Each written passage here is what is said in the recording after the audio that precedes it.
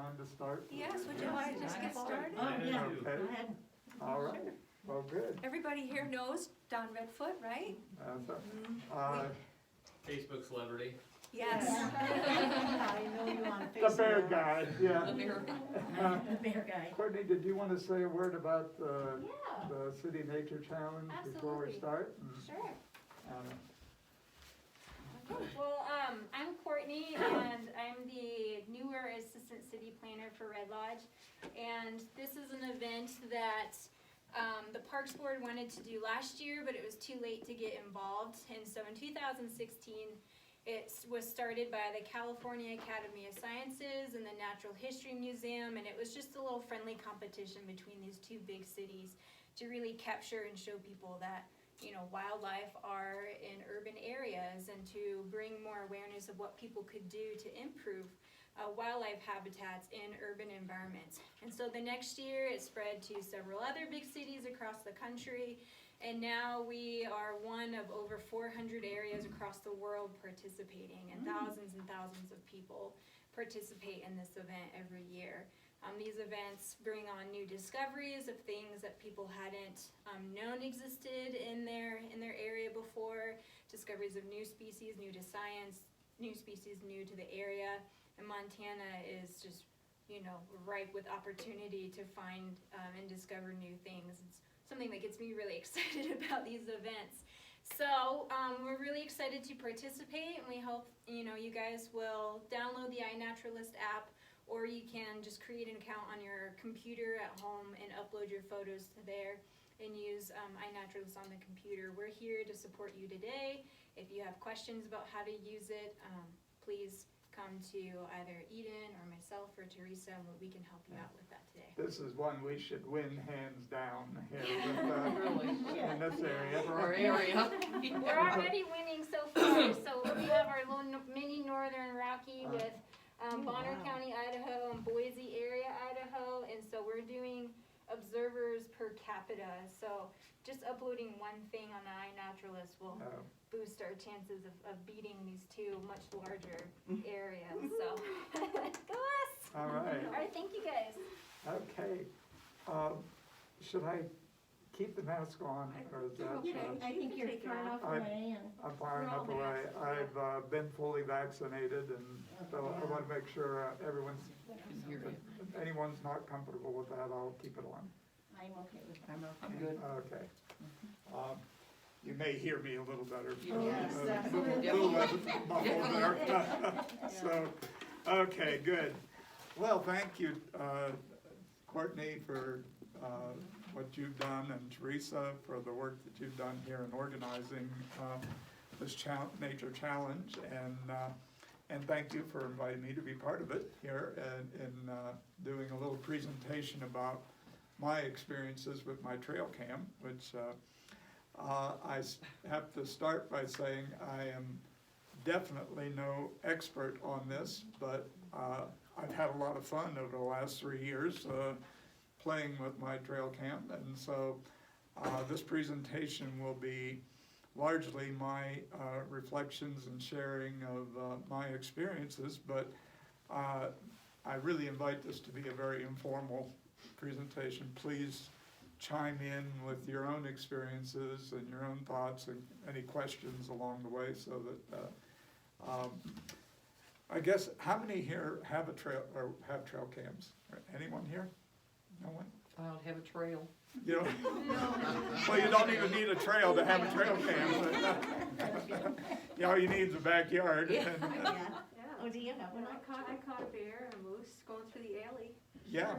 Yeah. Cool. Have an alley. Yep. Well, in fact, Matt Heaton, our local game warden, said people ask him all the time, where can I see a bear? He said, check the back alleys. Exactly. That's probably My your most alley likely every bet. night. I hear the hands go Yeah. boom. So, yeah, you can certainly use them anywhere. And I guess I'll just give a little background. When my wife and I purchased a house over on Waterworks Road about 3.5 years ago, we knew the neighbors there, and the neighbors were at the time showing me pictures of a mountain lion they'd seen in the backyard. And of course, we knew there were bears around and other critters. And this lot we have is only 1.25 acres, but the back 40% of it is wooded, and it had not been kept up very well. And so it was just a jungle back there. But in exploring back there, I could see there was a pretty clear trail, game trail back there. And so I thought, well, why don't we give it a shot? So I asked for a trail cam for Christmas, which I got 3 years ago, and put it out there. And I must say, I was also chatting at the time with Matt Heaton, our game warden, and he was interested in putting out a network of trail cams in an effort to try to get a handle on the mountain lion population in the area. His theory, and based on research in the area, his hypothesis, I guess better put, was that the population densities may be greater than what we normally think of with mountain lions. We think of them, they've typically been portrayed as solitary animals, and that they made population estimates based on something like 1 cat per square mile or something like that. But there seemed to be evidence that in areas where there was plentiful food and less competition for food, especially, and as the populations were growing, that we may be seeing greater population densities, and that we may be underestimating, therefore, the total lion population out there. So that was also a motivator, but mostly I was just curious as to what was back there. And almost immediately, I got pictures of lions back there. So I got an immediate reward and got hooked immediately then. And at first I was doing still photos, but lately, more recently, I've been doing almost entirely videos with that. But there are many reasons, though, to put out trail cams. Of course, around here, probably the most common is in conjunction with hunting, and to monitor the movements of animals and to know where and when and to look for animals. They're used as security devices for some people to monitor who's in and out of the property, especially around here. If people have a home they only live in part-time, they may be curious as to anyone who might be encroaching there. I already talked about wildlife management uses that, and indeed Matt did have a bunch of trail cams around the area, as well as scientific research. But as in my case, it was just a matter of knowing what was going on in my own backyard and having some fun with it. And so that too, and I should note, you saw one video there, but there are several more that we can put on later. But I've had dozens of visits during that time by mountain lions, several visits by bobcats, foxes. I've never seen any of those with my own eyes. During that whole period while we've lived there,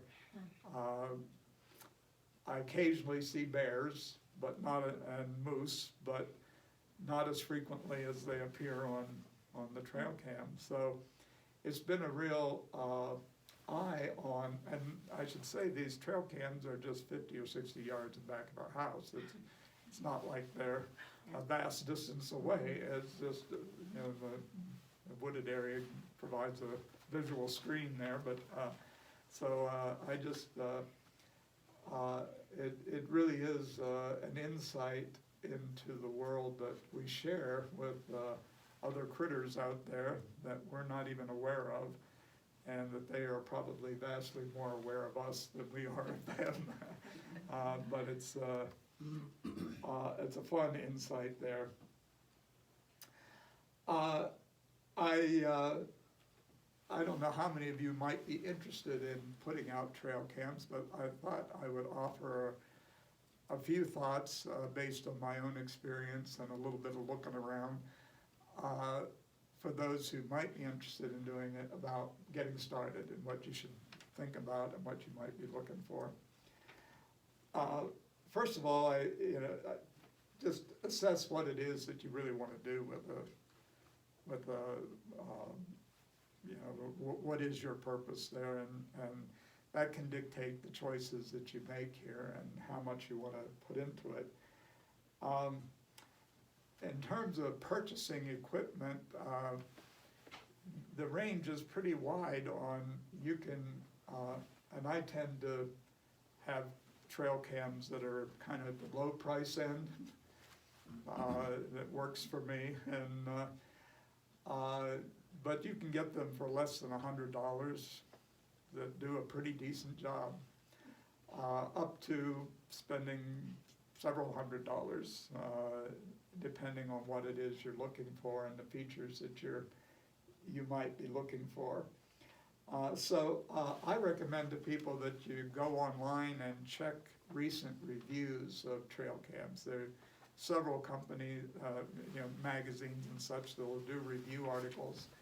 And I found that very helpful in doing a very quick check of, and the thing is, if you check 3 reviews, they'll have 3 different top picks as far as they're concerned. So, but you can get a sense of what the price range and features that you might be interested in from doing that. And at least, and in my experience, I've generally gotten fairly comparable quality. So, of course, like I said, I haven't gone to the high end ones, so I might get better if I did that. But I would say to you, if you just want to get started and you want to do something that's just for your own fun, you don't have to spend a bucket load of money to get started and have something that really is fun to work with. The features do vary, and they can add to the cost, and depending on what you want to use these things for, you could spend a lot of money on these features for things that you may or may not even use. And so I'll talk about some of those, but that may be useful. For example, there are some that have night flash capacity. So the advantage of that is that, unlike you saw on that video, mine does not have night flash, and so it operates with infrared, so you get black and white images at night. And so that's your night pictures. But if you use flash, then you can get full color night pictures. The disadvantage of that, in addition to that, it does add cost, but and it does drain batteries more, is that it can also scare the animals away, and so it is a little more intrusive in that regard. So it can give you nice night pictures, but have that. The infrared is much less intrusive there.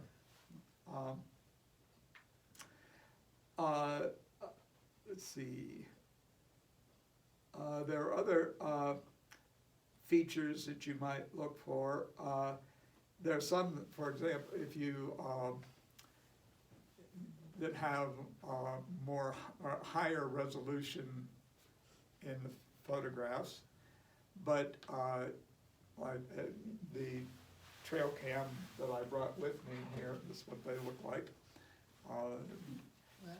This one I think was around $100, and it can give you 24 megapixels of photo quality. That's a pretty high resolution for, that's the maximum. resolution for still photographs. Mhm. So,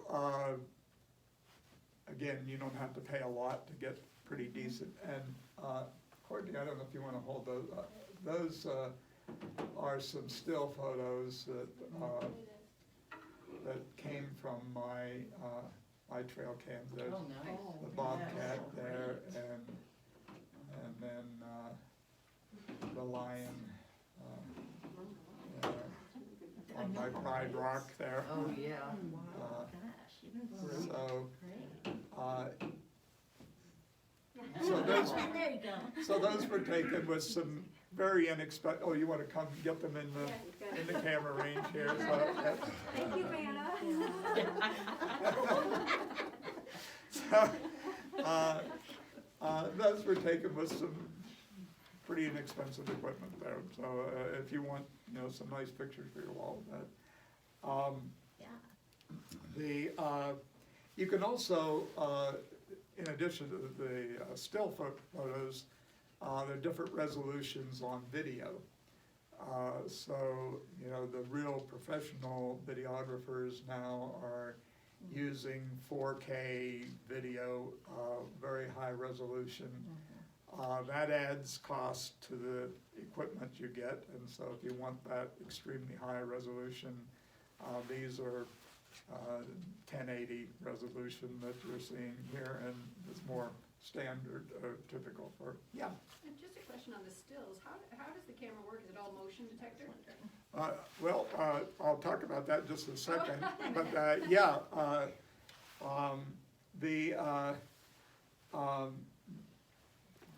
the other thing, that kind of video capacity also takes a lot of memory card space and a lot of batteries power, so these are trade-offs on your usage of them. Some other features, you can get Wi-Fi technology. I bought one that had some Wi-Fi, thinking that would be very convenient. It didn't even reach from my house to the 50 yards out, so I found it pretty useless, so I don't highly recommend it, but it might, if you have it just outside your house and you don't want to tromp out when it's 20 below, and just to check what's there. That's one capacity. You can also get them, these are the pricier models with cellular capacity, and then you have to buy a cellular service package to go with it, and so it's, so if you're really hardcore and you want to get something, this can be useful, especially for scientific researchers or wildlife management. If you have a camera in a fairly remote area that still gets cell service, and where it's something of an effort to tromp out in 3 feet of snow when it's 20 below to check those kind of things. But those are features that are available now. Other features, though, that may be useful to watch are things like, excuse me a second. Okay. My daughter-in-law.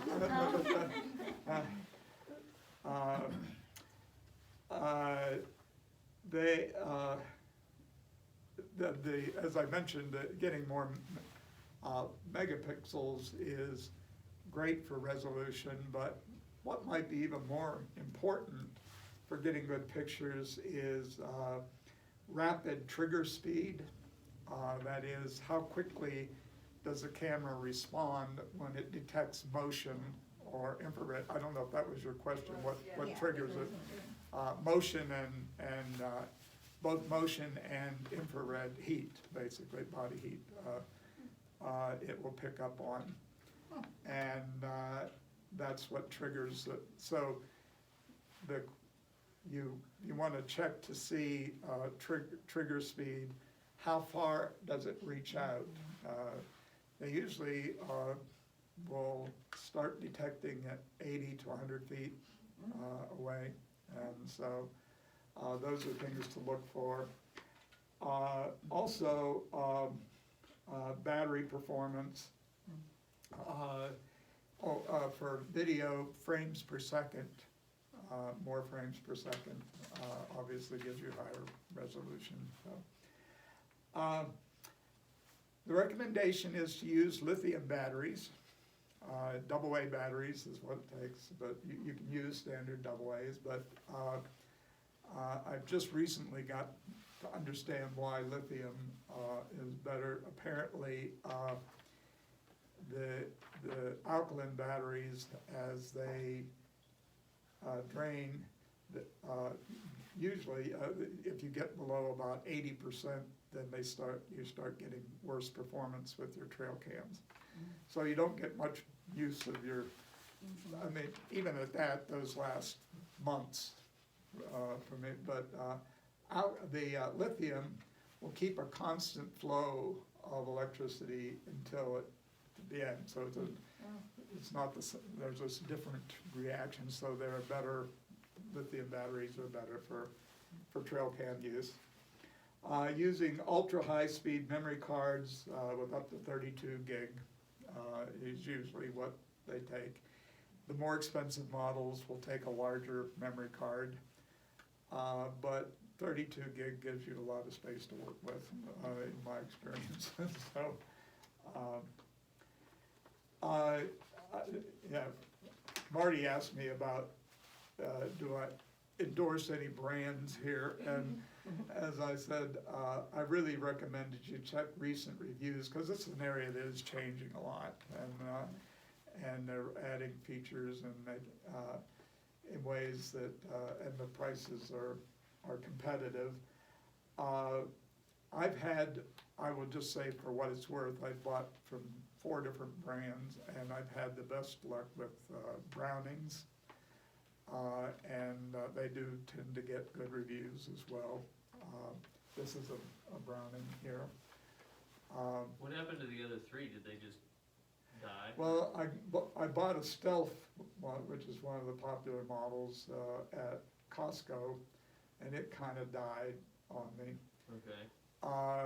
I bought another brand that it tends to give me glare at night in the ultraviolet, so you get this glare off of it, so that isn't this gives me better night pictures. But that said, you can, they tend to have fairly good comparable performance there. I do recommend, once you've if you kind of decide these are the models I'm going to look at, to check around on prices, because I've seen that they do vary enormously, especially if you buy them online. The price on a particular model can vary enormously as you shop around, so I do recommend you do that. Okay, any questions or thoughts about the equipment there? We could go into, yeah. I have a quick question. So, I know that most trail cams, and mine does this, you can choose to take photos like every minute or every so many minutes, and a friend of mine accidentally did that once and had to go through thousands of photos to find, for a project she was doing. Has that ever happened to you? Have you ever accidentally? Oh, yeah, well, that gets into the next topic, which is setting them up, because once you have your equipment in hand, what do you go, they'll all take you through a menu. One of the things also to look in the reviews is ease of setup, because it can be more or less aggravating for those of us who are technologically challenged. That is particularly important, but they're similar in the kind of menu. You go through a menu, and of course initially you put in the time and date and all that kind of stuff. But as you go through, then probably one of the first choices is, do you want to do still photographs or video? You can choose. And And this is again, just a question of what do you wanna use them for. If you want some nice wall hangings like, what I showed you a moment ago, then, you obviously set it for still photos. If videos are fun, and, I've gone to videos because they're just fun to post and fun to show to friends and family and give you a sense of action and motion and of course the bears playing with Teddy here or with the other stuffed animals is kind of fun footage to have there. They, the most recent models, and I have a couple that I bought more recently than this one, will offer the option of doing both, still and video.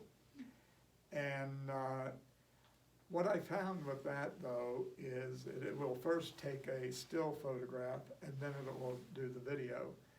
Well, that delays the video significantly. Video already has a little bit more of a delay than still photographs.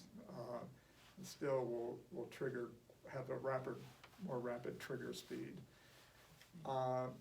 So adding a still and then a video does significantly slow down the trigger speed. So you may get a still of the mountain lion and then a video of its tail moving off, you know.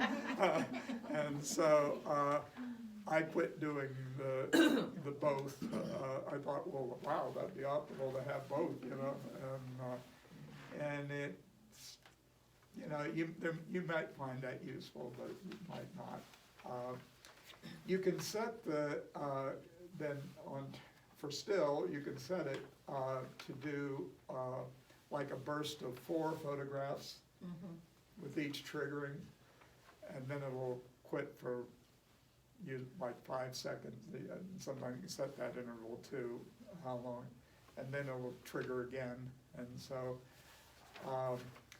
and the same with video, you can set it for varying lengths.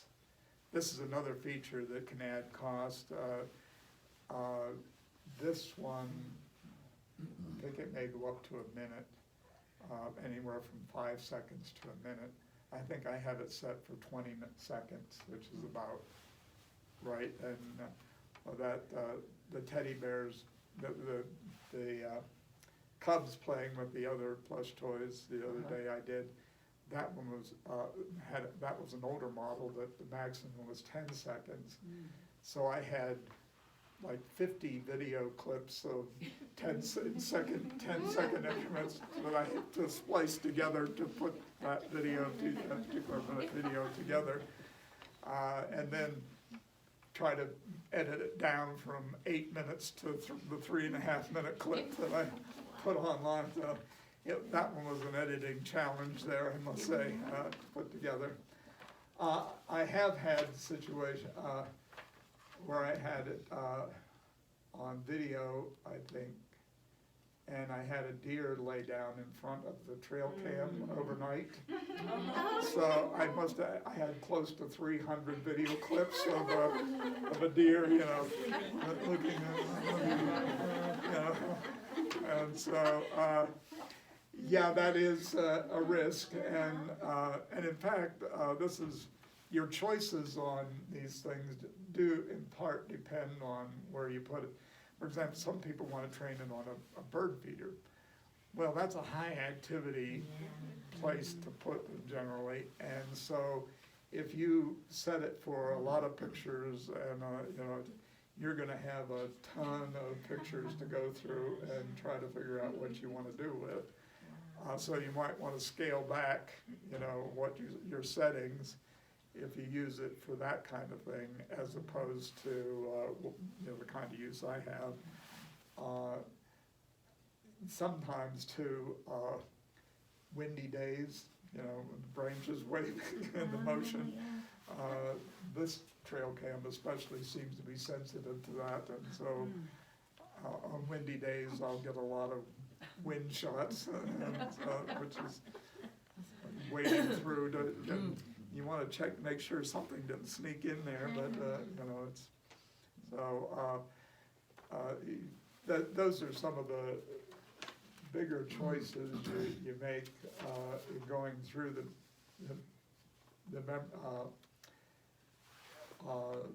like I said, generally speaking, for video, 15 to 20 seconds generally seems about right in terms of getting clips, and if you have something more, then I just kind of splice them together there.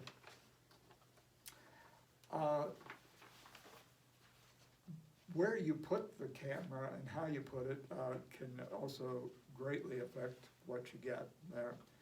And yeah, obviously, starting with, go where the critters are. And so if you know that there's a bear that likes to knock over your trash can every week, then you might want to train your trail cam on the trash can and catch him in the act. In my case, as I said, I knew that there was this deer, mostly a deer trail back there, but where there are deer and then other critters appearing. And it's been more active than I could have ever dreamed, given the fact that we live in a residential area. It's not, it's in a circle about a mile in circumference there, and which is wooded in the middle, and it's trailed right through the middle of this. So it's been pretty remarkable, the range of critters who seem to come our way there. But also, in addition to going where they are and putting your trail cam, and in my case, I have two of them out there at the back two corners of our lot. The trail runs across the back, and so at the two ends of that on our lot, so I catch them coming and going. I also right now have two other trail cams out, one at my in-laws' place where my kids are now living, and one down below the wildlife sanctuary that I just put out recently, and we're trying to see what might be down in that area down near the creek. Is that like behind Beartooth Electric? Yeah. Okay, yeah. Every time I go back there, I feel like there's something, there's some things going on back there. Yeah, yeah. I was down there just the other evening. Is there, I definitely have felt like the hair on the back of my neck. Yeah. Yeah, I get nervous. So far, I got a fox. I got some turkeys. I've never had turkeys on my trail cam, so I have to. So that's new. I have to believe they're pretty rare around these parts, but, based on my trail cam experience. They prefer to stay closer to the local drinking establishment. I guess. But but lots of deer so far. I thought we got a skunk too, but I haven't. I thought maybe we'd find some other. I know that in the past, when Ruth Brown was, she talked about the mountain lions coming out outside and where they're deer. I figured there's got to be some down there. And of course, it seems like good moose habitat down in that area too. I just, I was hiking, walking, whatever, down that way, and there were two young moose right on the other side of the creek. So you know where that picnic table is down that way? There's a trail that goes right along there.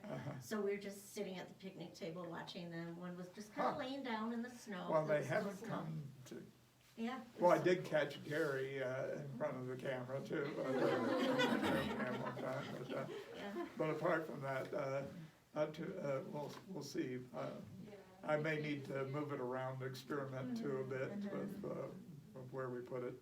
But that's part of the fun, is trying to figure that kind of thing out. But in addition to that, what I was going to say. A mistake I made initially was placing the camera about waist high. It depends on what you're looking for, I should say. but for, and those initial lions, mostly I got the top of their backs then. So generally, putting them about knee-high or lower, has been, for bears and mountain lions, that's been a good height for me to work with. Now, one result of that is that I occasionally get moose kneecaps. So if what you're looking at is moose habitat or elk, you might want to adjust that up a bit. But for the critters that are, for the most part, in my backyard, with the exception of the moose, about knee-high. And it was surprising to me that, you know, putting it that low, but that's a good gauge. They suggest that aiming the camera at about a 45-degree angle to the trail, that's the optimal way of getting the maximum exposure. And now mine, I must say, tend to be looking straight down the trail, and it just so happens that there are trees strategically placed that where the trail is kind of funneled by some saplings. There's a narrow trail that kind of funnels them right, and you get this direct view of them coming through. Yeah. And that has worked pretty well for me, but I just note that also they suggest, and this is one I violate as well simply because of the way the trail runs, that they face north or south, yeah, rather than east or west because of the sun glare that you get morning or evening otherwise. And so sometimes I do get that sun glare as a result, but it just happens that the trail runs east and west, and so in the back, and so that's the way my trail cams are operated. So I violate that one, but I do so with some risk to my pictures at times and getting some sun glare as a result.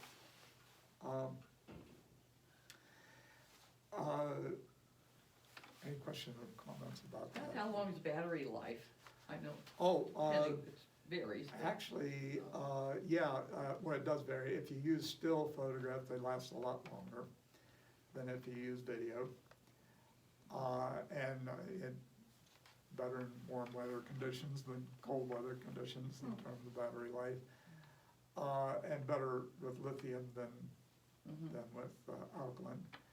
But even with alkaline batteries in cold weather conditions, they last months for me, even Really? doing videos. And so several months. Wow. So, Is there a way to check the battery levels, or do you? they will, the trail cam itself, if you know how to set, usually when it pops up, when you initially turn it on, it'll tell you what, batteries, 80% batteries, 50%, whatever. So, you can check that. But yeah, they, in my experience, they last a remarkably long period of time. I'm surprised. And this one takes 6 AA batteries, others take 8, but that's what you're looking at there. I have a features question. Are there any have you found any trail cams that do have like wide angle lenses? Well, my experience has been that they do vary on that. Okay. This one has a pretty wide angle on it. Okay. And it's something to check on it, because, having a wider angle makes a lot of sense in giving you the broader field, but also, It distorts the photos. well, I mean, for the price, you're not getting, real high, Yeah. Zeiss lenses here. But what I was gonna say, in terms of, the wider angle also, sometimes, you can get closer, the animals, they're in focus as they get closer to the camera. And as opposed to some that where it's more, that's, you know, the battery tray there that just pops in, and, yeah, Don, you had one that was making a squeaking noise while it was That's this recording. one. Is it that one? and, Is there anything you can do about that, or? it doesn't seem to be any of that, that's the one drawback of this camera, it makes a weird noise, but I like it because of its wider angle lens, and it's been very reliable, but it's, Does it draw the animals to it for are they curious about, or Well- can they hear the sound? it may be, I've noticed that, though, that they seem to be curious no matter which trail cam I have out there. They come up, and of course, when they sniff, I have to go out and clean the bear boogers off my, my lens there, sometimes, but, the most dramatic probably was, I don't know whether it was in that video, I included it, or another one, but, was when, a bear came up, was sniffing it, and then put its mouth to it, and so I have this picture of the inside of the bear's mouth, this infrared picture of the teeth, and, you know, it's kind of that picture of, I don't want this to be the last view I ever have in my life, you know? As you're looking at these enormous teeth here. But I also I did have the trail cam on one, it was just a small conifer, but a tree that the bear loved to use as a scratching tree. And so I have a lot of bear butt pictures, you know, scratching up and down on my trail cam, so so you get those kind of interesting close-ups, as it were, but they do show some curiosity about it, and whether it's they detect the noise or it's just a foreign object there, and what is this, you know? Do they get used to you? I mean, do you go out regularly, like at a certain time, that they would get used to your patterns too? Well, I do go out generally in the mornings, about 9 or 10 o'clock, but I've only had confrontation a couple times with moose. I've never gone out and had any problem with bears or lions, but there was one particular occasion when I was out at one end and checking the trail cam, and this young bull came running up at a pretty good clip, and I was, now fortunately when he saw me, he stopped immediately and turned, but I was already making a way down into the woods to yield the trail to him. I was happy to yield the trail to him, but otherwise, well, I do have regular conversations with the deer back there, and squirrels, and occasional grouse. Oh, cool.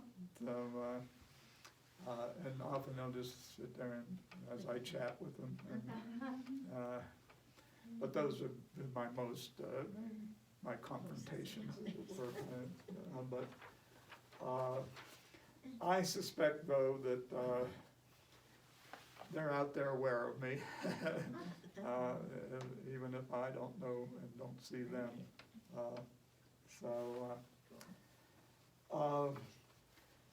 In terms of processing, I have to say this is where I am a real Luddite, and I just use the editing tools that come with Microsoft Windows. They have a video editing function as well as a photo editing function, and that's what I've used to put my things together. And but there are packages out there, software packages, where you can do more sophisticated work with both still photos and video processing.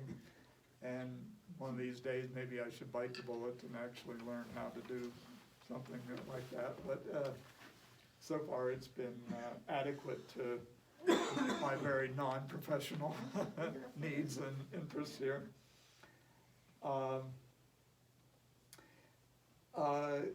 In terms of use, I primarily post mine on Facebook, but there are other social media platforms, Instagram and YouTube and others that where are potential forums for posting. But it's been, I have to say, a fun online community, especially through the Red Lodge Wildlife Sightings Facebook post platform there, and it's just wonderful to see what people are experiencing around here and what they see, and so that's been my primary way of sharing is through Facebook. Though I will note, having done that, probably the most noteworthy,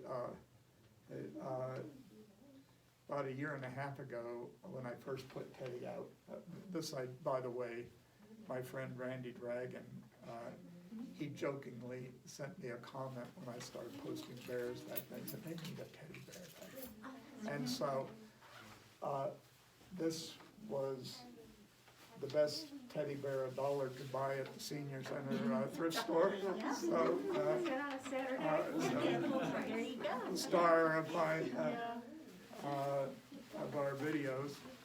But shortly after I put him out there, Bear came along and was having fun playing with him and rolling around, and so I posted it, and I got a note then from NBC Montana, which I think operated out of Missoula actually, but they said, do you mind if we post this on our social media site? And I said, well, no, go right ahead. That would be fun. Well, they posted it, and then it was picked up by NBC affiliates around the country, and from there on and on. And in total, eventually that particular video clip had 3.8 million views nationwide. And I was getting notes from people all over the country. And my sister, who lives in Baton Rouge, Louisiana, was telling a friend, "Oh yeah, I saw this on the hunting, whatever, their social media site, So it was that was my biggest stardom here, where I went viral. But so it's just one of those fun little blips along the way. But other uses in addition to social media, obviously wall hanging. I also make picture books using Shutterfly. Every year I do an annual thing for our family, and I incorporate some of the trail cam pictures, and so it's and obviously others will use it for information about hunting or scientific information or wildlife management, or so it can provide all kinds of information here. The next topic I was going to chat about is the ethics of trail cam use. Perhaps it's most obvious if you're using it for security reasons. Aiming it at the neighbor's hot tub may not be an ethical use of your trail cam. Doesn't endear you to them. But apart from that, there are some that are more borderline and raise issues. There's, for example, interesting discussions on some of the hunting magazine websites Now, the use of a little trail cam like this, I think that's generally accepted as just part of scouting out an area and knowing what's in the area. But as the technology develops, though, you get more interesting and more questionable kinds of potential. For example, drone technologies are generally, is that really a fair hunt when you're using that kind of, or with the cellular technology, if you have, cameras placed around with cellular and you're getting real-time information about where they are, does this get to be more and more like, tying the bear to the tree so the hunter can come shoot them, as opposed to a fair hunt where part of the hunting is the skill of tracking and, knowing. There's generally, I think, some negative, as the technology gets more and more sophisticated, you can imagine more and more ability to track, critters down in real time that way. But I also want to raise a personal example and get your thoughts about this one, because it has raised some difficult issues for me. You may recall, because it got a little bit of splash, that my wife and I had a visitor, a bear and her two cubs found a window that was open a crack and came into our kitchen last fall and ate our peaches and chocolates until we chased it out.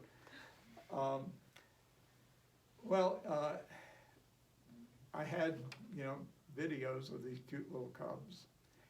And indeed, the videos that I just posted a couple days ago, I strongly suspect they're the same mom and yearling cubs now back in the neighborhood.